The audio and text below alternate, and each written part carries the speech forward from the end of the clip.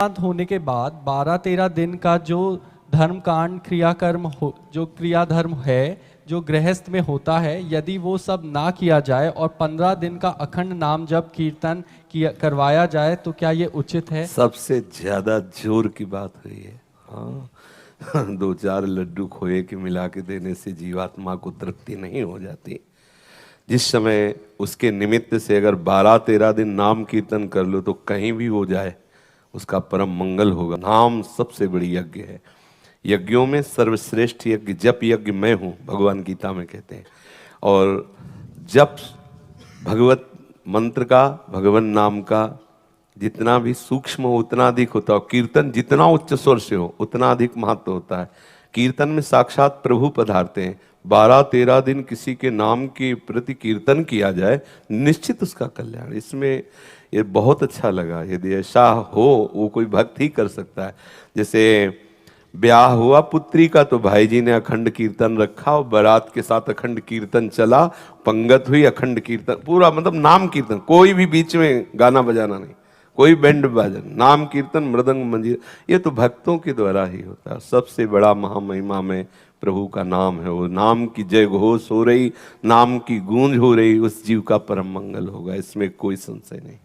पर महाराज जी, किसी महापुरुष ने कहा कि श्री राम ने भी जब मानव अवतार लिया तो उन्होंने भी अपने पिता का पिंडदान किया। हाँ, लेकिन एक इसमें ध्यान देने योग्य बात है, भगवान जब अवतार लेते हैं तो जिस समय जैसा वेश होता है ठीक वैसी ही लीला करते हैं। मर्यादा पुरुषोत्तम भगवान जब अवतार लिए तो उन्होंने अपने चरणारविंद की भक्ति का भाव करके कभी जय श्री राम जय सुना? वो बात हनुमान जी से पूछो, समझ रहे हो ना? भगवान अवतार लेते हैं तो धर्म की स्थापना करते हैं, और जब भक्त अवतार लेते हैं तो भगवान की भक्ति की स्थापना करते हैं। ये भगवान की भक्ति की स्थापना की बात है। भगवत धर्म के महारस का अनुभव कराने के लिए भगवान का कृपा रूप ही संत जन होते हैं। वही भगवान जब एक वैरागी के रूप में अवतरित होते हैं, भगवान ऋषभ देव जी के रूप में वैराग्य धारण करते हैं, तो आप देखो उनका राज और उनका वैराग्य। वही श्री राम जी जब वनवास का स्वरूप धारण करते हैं तब आप उसमें देखो, बहुत प्रार्थना कर रहे हैं सुग्रीव जी, एक बार किष्किंधा में प्रवेश कर, उनका नहीं, आज्ञा है 14 वर्ष तक वनवास नहीं गए। आप देखिए, तो प्रभु वही लीला करते हैं जो वेश काछते हैं, वैसी बिल्कुल ठीक वैसी लीला करते हैं। तो इसलिए भक्त को भगवान ने कहा मोते अधिक संत कर लेखा, क्योंकि भगवान तो और धर्मों की स्थापना भी करते हैं, लेकिन भक्त केवल भागवत धर्म की स्थापना करते हैं। जो भगवान ने इशारा किया सर्वधर्मान परित्यज्य मामेकम शरणम ब्रज, इसकी पूर्ति, इसकी स्थापना भक्तों से होती है। भगवान तो सूत्र बोल दिए, लेकिन भक्त उसकी स्थापना करता है, और भगवान स्थापना करते हैं दुष्टों का विनाश करके धर्म की, और भक्त स्थापना करते हैं दुष्टता का विनाश करके भागवत धर्म की। दुष्टों का विनाश भक्तों के द्वारा नहीं होता, भक्तों के द्वारा दुष्टता का विनाश होता है। इसलिए भगवान ही वर्णन करते हैं, सातों सम मुहिमे जग देखा, मोते अधिक संत कर लेखा। हाँ, तो भगवान नाम की प्रतिष्ठा उनके दास के द्वारा होगी। कभी सुना है भगवान को अपना नाम कीर्तन करते हुए? लेकिन कभी हनुमान जी के हृदय में देखा झांक के, रोम रोम राम रंग में रंगा हुआ है? कोई देखा चेष्टा? केवल राम नाम कीर्तन में, राम नाम चिंतन में, राम रूप में डूबे हुए। हमें अगर भक्ति की बात करनी है तो हमें श्री हनुमान जी के चरणों की तरफ देखना होगा, क्योंकि वो भक्ति की स्थापना करते हैं। अगर धर्म की बात करनी है तो भगवान श्री राम की तरफ देखो, क्या धर्म है किसका, वो स्वयं आचरण। भाई के प्रति भाई का क्या धर्म, एक पुत्र का क्या धर्म, वो एक राजा का क्या धर्म, एक प्रजा का क्या धर्म, पूरा का पूरा प्रभु ऐसे आचरण करके दिखा रहे। समझ रहे ना? रामवीर जी, महाराज श्री के शीश चरणों में कोटि कोटि दंडवत प्रणाम। महाराज श्री से प्रार्थना है कि मुझे ओम नमो शिवाय का जप करता हूँ। अब 1 साल से यूट्यूब के माध्यम से आपसे जुड़ा हूँ। मेरा मार्गदर्शन करें कि मैं राधा नाम जप करूँ या शिव जी का ही नाम जप करूँ। मेरी यह दुविधा दूर करें। दुविधा नहीं है, यदि अंदर से शिव प्रेरणा हो रही कि आप राधा नाम जप करो तो शिव भक्ति का फल है श्री प्रिया प्रीतम के चरणों का प्रेम होना। नरसिंह मेहता जी भगवान शिव के चरणों के पूर्ण आश्रित हो गए तो साथ ही लेके गए, साक्षात रास बिहारी ठाकुर के रास में प्रवेश दे दिया, सीधे रास में। तो ये जब प्रसन्न होते हैं, मानो पंचाक्षरी मंत्र जब फलीभूत हुआ तो आपको राधा नाम महिमा सुनने को मिली और राधा नाम में प्रियता बढ़ रही है। अब दुविधा की बात नहीं, ये शिव कृपा की बात है। आपके ऊपर महादेव प्रसन्न हो रहे हैं और राधा नाम में आपको अग्रसर कर रहे हैं, तो आप विश्वास करके वो राधा नाम की तरफ बढ़े। उनकी कृपा का स्वरूप यही है, जिस पर वो प्रसन्न होते हैं तो अपने हृदय का प्रेम दे देते। ठाकुर के हृदय का प्रेम है श्यामा श्याम, महादेव ठाकुर के हृदय का प्रेम है श्यामा श्याम। ऋतु सखी दिल्ली से, सदगुरुदेव भगवान के श्री चरणों में प्रणाम। गुरुदेव, मुझे पता नहीं था कि एकादशी व्रत का उद्यापन करते हैं। दीक्षा से पूर्व मैं श्री जगन्नाथ धाम गई थी, तब एकादशी का दिन था। वहाँ मैंने महाप्रसाद पाया था और उसके बाद कभी व्रत नहीं रखा। इस बात को 4 माह हो गए हैं। हाँ, कोई बात नहीं है इसमें, ये कोई है नहीं, ऐसा नहीं कि उद्यापन नहीं कर, सब उद्यापन हो जाता है जब हम सच्चे शरणागत बन जाते हैं, प्रभु की शरण में हो जाते हैं। यही सब व्रतों का फल, सब नियमों का फल है। हमारे वृंदावन के रस में डूबे हुए रसिकों ने एकमात्र लाडली लाल के चरणों के अनुराग की उपासना को स्वीकार किया है।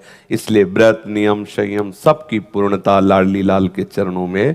सतत 8 पहर उनकी सेवा, उनके नाम रूप लीला का चिंतन करते रहना। जो रूखा सूखा है उनको भोग लगा के उनका उच्छिष्ट पाना, ऐसी भावना से यहाँ के रसिक जन चलते हैं। कोई देखो खास बात नहीं, उद्यापन से क्या खास बात नहीं। हम कोई फल का अनुष्ठान, एक होता संकल्पित अनुष्ठान, उसमें करने का विधान भी बनता है। जैसे अम्बरीश जी ने संकल्पित लिया कि ऐसा करना है। अगर हम नियम पूरा नहीं करते तो फिर संकल्प टूटता है। वो संकल्पित अनुष्ठान, और हमारा पूरा का पूरा संकल्प है कि हमारी एक एक श्वास प्रिया प्रीतम के चरणों में समर्पित हो। वो हम चाहे भूखे हैं तो, खाए हैं तो, हम पवित्र हैं तो, अपवित्र हैं तो, हम यौवन हैं तो, वृद्ध हैं तो, बालक हैं तो, उत्तम कुल के हैं तो, अधम कुल के हैं तो, पढ़े लिखे हैं तो, नहीं पढ़े लिखे तो, कैसी भी परिस्थिति में हमारी एक एक श्वास प्रिया प्रीतम के नाम है। और इससे बढ़कर कोई स्थिति नहीं, इससे बढ़कर कोई उपासना नहीं, हमें यही पहुंचना है। सब फलों का फल यही है। आगे ये कह रही है, मुझसे एक गलती, एक अपराध बन गया है। शरीर अशुद्ध अवस्था में था, मुझे याद नहीं रहा और मैंने गुरु मंत्र का जप कर लिया। गुरुदेव मुझे क्षमा करें। ये भी कोई खास बात नहीं है, ध्यान देने का विषय है।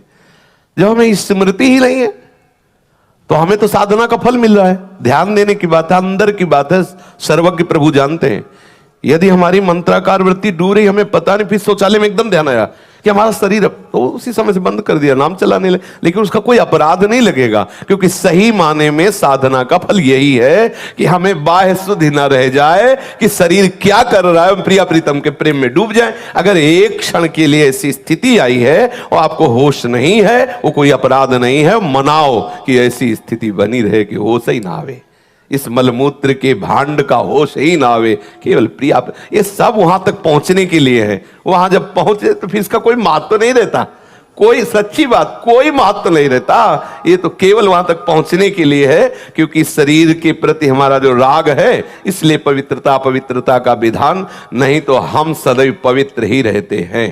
चेतन अमल सहज सुख, हमारा स्वरूप पवित्र ही है। कभी ऐसा हो तो उसमें खेद न करें कि हमसे अपराध। जहां तक हम चेतना है वहां तक निर्वाह करें। जब चेतना रहित हो गए तो उसका फिर कोई विषय नहीं। आगे ये कह रहे हैं, प्रभु मेरे साथ हैं, इस बात से मैं निर्भय और आत्मविश्वासी बन गई हूँ। गुरुदेव, क्या ये बात दैन्य होने के विपरीत है? नहीं, इसकी ठसक होनी चाहिए, इसमें दैन्यता नहीं, इसमें ठसक होनी चाहिए। हमारी लाडली जो, हमारे प्यारे, देखो कैसे बात कर रहे हैं सनातन जी।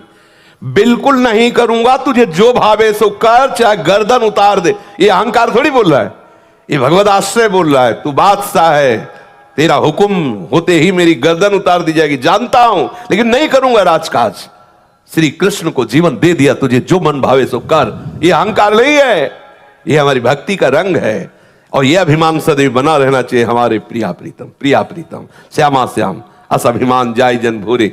एक अंतःकरण धर्म में जो अभिमान होता है, जो भोगों के प्रति, संपत्ति के प्रति, शरीर के प्रति, विद्यादि के प्रति, वो निंदनीय है। जो प्रभु के प्रति लेकर अहम होता है, वो विशुद्ध सच्चिदानंद होता है। और वो अहंकार निंदनीय नहीं, वो बंदनीय। गोस्वामी तुलसीदास जी तो मांग रहे अस अभिमान जाय जन भोरे, मैं सेवक रघुपति पर। ये भूल करके भी अभिमान कभी ना जाए, अर्थात सदैव बना रहे। हमारे यहाँ कहते हैं हम श्री श्यामाजू के बल अभिमानी, टेढ़े रहे मोहन रसिया सो। तो ये वो निंदनीय बात नहीं है, आनंददायक है। श्रद्धा जी बरेली से,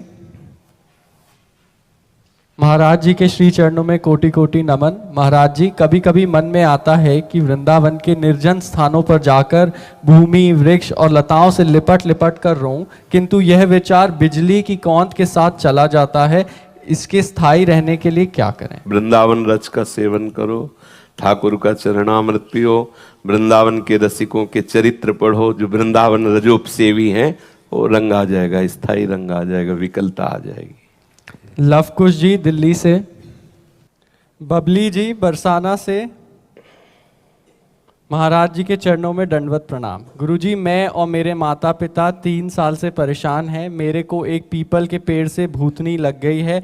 वो रात को रोज 11 से 2 तक हमारे पास आती है और बहुत भयानक रूप दिखाती है। और ढाई कुछ कहती है क्या? सुन लो, मैं तुझको मार दूंगी। तो तुम कहा करो मैं तुझको तार दूंगी। मैं लाडली जू की नगर की हूं, लाडली जू की हूं, तू कैसे मार पाएगी? बच्चा, कोई ऐसा सामर्थ्यशाली नहीं है कि लाडली जू के ग्राम में, लाडली जू के नाम में लगा हो उसे कोई भूत भूतली लग जाए। सच्ची बात यह है, इस बात को सब स्वीकार नहीं करते। सब भगवान ही है, उनके सिवा कोई नहीं। ये भूत प्रेत जितनी योनियां है ना, मेरा ठाकुर नाटक कर रहा है, ये बात मान लो। नामदेव जी के सामने लंबा चौड़ा भूत प्रकट हुआ, बोले आओ लंबकनाथ प्रभु आप ही आए। अले वहां भी ठल प्रकट हो गए, क्योंकि वही है। पंखे में, बल्ब में, हीटर में, फ्रिज में यंत्र के आकार के कारण उस बिजली का प्रभाव बदल गया। एक बहुत गर्म कर रहा है हीटर, और उसी बिजली से एक बहुत ठंडा कर रहा है, इतना ठंडा कर रहा है कि पानी बर्फ हो गया। एक है जीवन दान दे रहा है, छू जाओ तो जीवन ले ले, वही बिजली। बिजली में कोई अंतर नहीं। ऐसे ही श्री कृष्ण रूपी बिजली सब अनंत ब्रह्मांडों में व्याप्त है। हम उधर देखें, जब कोई भयावह स्थिति आवे उस समय आप चिंतन करो मेरे प्रभु पधारे हैं, बिल्कुल नहीं। और ये तुम विश्वास कर लो कि राधा किशोरी के नगर में जन्मी, उनकी सखी हो और राधा राधा जिभ्या से कहो, कोई छू नहीं सकता। बच्चा, बिल्कुल कोई नहीं छू सकता। आज से तुम डरना मत, पक्का। और जब तुम्हारे सामने कोई आए तो जोर से चिल्ला के कहना लाडली किशोरी राधा, फिर हमें बताना। करना तो तुम, ठीक है, ऐसा करना और फिर हमें तुम बताना। अगली बार आना, बताना भूत कैसा है, कहाँ है भूत, ठीक है। जब गंगा किनारे भ्रमण करते थे ना, तो काफी वर्ष गंगा जी की प्रदक्षिणा में किनारे किनारे व्यतीत हुए। नई अवस्था, तो जैसे कभी मन भयभीत करता ना कि यहाँ स्मशान है, कुत्ते लाश खा रहे हैं, कोई साथी ने बड़ा संन्यास मार्ग में, तो तत्काल चिंतन आता, जब सर्वम खलमिदम ब्रह्म, तो भूत की सत्ता कहाँ है? मन कहता नहीं है, तो वही स्मशान में जाके बैठते, बैठ दिखा कहाँ है, कौन है, क्या है। सही कहते हैं, पूरा जीवन पीछे का जो सन्यास का, पूरी गंगा जी के किनारे किनारे भ्रमण करना, कुछ यमुना जी का भी किनारा इछावर आदि के लिए, महा स्मशान काशी, जहां 1000 लाश रोज रखी मिलेगी, सैकड़ों चिताएं एक साथ जलती है। भगवान भूत भावन कैलाशपति की नगरी जो महाश्मशान कहा जाता है, आप जाकर के देख लीजिए। मणिकर्णिका घाट में ऐसे लाशें रखी जैसे फूल मालाएं, और वहां चिता जलती ही रहती है। और उन्हीं घाटों पे कभी ऐसा नहीं हुआ कि भय लगे। भय तब है जब आप स्वीकार कर लो। अभी आपको भयभीत कर दे कि वो जरा सी हवा लगी पर भूत, भय। आप देख लो, बिना मतलब के भूत आ जाएगा आपके दिल, आवाज भी आने लगेगी। ये मनीराम बहुत विचित्र है, आपको बिल्कुल लगेगा कि वो कहीं कोई ऐसा नहीं। एक योनि है, भूत योनि है, जो कर्म बिगड़ जाने के कारण, जैसे धुंधकारी प्रेत योनि को प्राप्त, ऐसी योनि है। वो अपना कल्याण करने के लिए भगवत भक्तों के सामने आते हैं, भयभीत करने के लिए नहीं। जैसे भाई जी से हनुमान प्रसाद पोद्दार जी समुद्र के किनारे बैठे हुए नाम जप कर रहे थे, तो देखा कि एक पारसी पोशाक धारण किए हुए कोई सम्माननीय व्यक्ति खड़ा है। तो भाई जी माला पूरा के बोले साहब बैठ जाइए। तब वो ऐसे सांस ली और बोले आप बोले तो मेरे को हिम्मत पड़ी, डरना नहीं। तो भाई जी ने कहा हम क्यों डरेंगे? बोले मैं पुरुष नहीं हूं, मैं भूत हूं। तो एक बार तो भूत सुन करके लगता है कि भूत, तो भाई जी ने कहा कोई बात नहीं, भूत है तो आप यहाँ क्यों आए हैं? तो उनका मुझे पता है कि यदि आप चाह लोगे तो मेरा उद्धार हो जाएगा। तो उनका आप बताइए फिर आपका उद्धार कैसे होगा? मैंने जो भी भजन साधन, जो भी शास्त्रों का स्वाध्याय किया, आप बताइए मैं उससे मार्ग ढूंढूं। तो उनका गीता पढ़ने से मेरा उद्धार नहीं होगा क्योंकि गीता मुझे कंठस्थ है। भागवत पढ़ने से मेरा उद्धार नहीं होगा क्योंकि भागवत मुझे कंठस्थ है। मैं कोई साधारण प्रेत नहीं हूं, मैं प्रेत लोक में भी बड़े सम्मान से रहता हूं। थोड़ी बात बिगड़ गई है इसलिए मैं प्रेत योनि को बन गया हूं। आगे बड़ा चरित्र है, भाई जी ने उनका उद्धार किया। बहुत सी प्रेत योनि की घटनाएं, कौन कौन प्रेत योनि में गया, कैसा कैसा, बड़ा उसमें विवरण है। तो ये एक प्रेत योनि है जिनके कर्म बिगड़ जाते हैं। जैसे नंदगांव में गुफा में एक संत भगवान भजन करते थे, तो पीछे से आवाज आई बाबा थोड़ी जूठन दे दे। तो मुड़ के देखा कोई दिखाई नहीं दिया, एक कुत्ता दिखाई दिया। फिर आवाज आई बाबा सुना ना है, थोड़ा जूठन दे दो। फिर मुड़े, बोले कौन हो? तो बोले ये जो कुत्ता दिखाई दे रहा मैं कुत्ता नहीं हूं, मैं प्रेत हूं। और तुम प्रेत हो, कैसे आए? बोले मैं नंदगांव में नंदालय में ठाकुर सेवा करता था, ठाकुर जी के लिए अमनिया भोग आया, बिना भोग लगाए उसका प्रयोग कर लिया, उस अपराध के कारण मैं प्रेत बना हूं। मैं तुम्हारे पीछे कुत्ता का रूप धारण करके इसीलिए आ रहा हूं कि यदि तुम थोड़ी रोटी खा के जूठन दे दो तो मेरा अपराध खत्म हो जाए और मैं मुक्त हो जाऊं। बाबा ने कहा तुरंत लो, तो संत जन कृपालु। तो ऐसा होता है, कोई न कोई कर्म बिगड़ जाने से ऐसी स्थिति आती। पर यह विश्वास रखना, हम अपने जीवन के अनुभव की बात कहते, ऐसे टच नहीं कर सकता कोई। त्रिभुवन में चाहे जितना बड़ा ब्रह्म राक्षस वेताल कोई भी हो, कोई स्पर्श नहीं कर सकता। यदि आप नाम जापक हैं, चाहे वो राधा नाम, कृष्ण नाम, कोई नाम जप कर रहे हो, नाम जापक को स्पर्श नहीं कर सकता। ऐसे कई घटनाओं में हमको दिखाई दिए हैं, ऐसा देखा है। वो निर्भय होकर, कोई भय नहीं लगा, ऐसा देखा। जैसे एक बार 3 बजे हम शौच के लिए कमंडल उठाया, तो जंगल में जाना होता था, कोई शौचालय की ऐसा, वो तो अभी कुछ वर्षों से शौचालय का ऐसी व्यवस्थाएं बनी नहीं। तो ग्रामीण आदि देशों में कहीं शौचालय पूरे नगर में नहीं होती थी, वो तो अभी व्यवस्थाएं हुई। तो कमंडल लेकर शौच के लिए निकले तो देखा कि गांव के बाहर एक नववधू लोटा लिए शौच के लिए जा रही। तो हम खड़े हो गए कि ये जिस दिशा को जाए उससे विपरीत दिशा में हम, वो खड़ी हो गई। फिर विचार किया कि हमें लगता है ये यहीं शौच में बैठना चाहती, तो हमने रफ्तार बढ़ाई। जब रफ्तार बढ़ाई तो देखा कुछ दूर आगे जा रही, तो लगा कि ये तो पीछे खड़ी थी, आगे। हमारा ये था कि हम कभी डरने वाली स्थिति में अपने को नहीं खड़ा करते। हमारे मन में आया नहीं नहीं ये मेरा भ्रम है, वो हमसे आगे निकल गई होगी। जब वो आगे गई तो हम पीछे मुड़े तो देखा हमारे दूसरे रास्ते में खड़ी। अब हमें पक्का विश्वास हो गया कि ये कोई स्त्री नहीं है, कोई पतित आत्मा है जो इस रूप में है। जोर से भगवान नाम उच्चारण, खत्म खेल। ना कोई भय और ना वो हमें दोबारा दिखाई दी। तो हमने जीवन में देखा है कि अगर कहीं ऐसी प्रेत आत्मा आदि हो, वो आपको परेशान नहीं कर सकती। आपको जैसे गोकर्ण के सामने धुंधकारी प्रकट हुआ, कभी वो अग्नि बनता, कभी वो ये बनता, कभी भेड़ बनता, कभी सिंह, समझ गए अधोगति को प्राप्त। लेकिन कोई ऐसा नहीं कि उनका अनिष्ट करे और रो के कह रहा था कि मेरा उद्धार कर दो, मेरा कल्याण कर दो।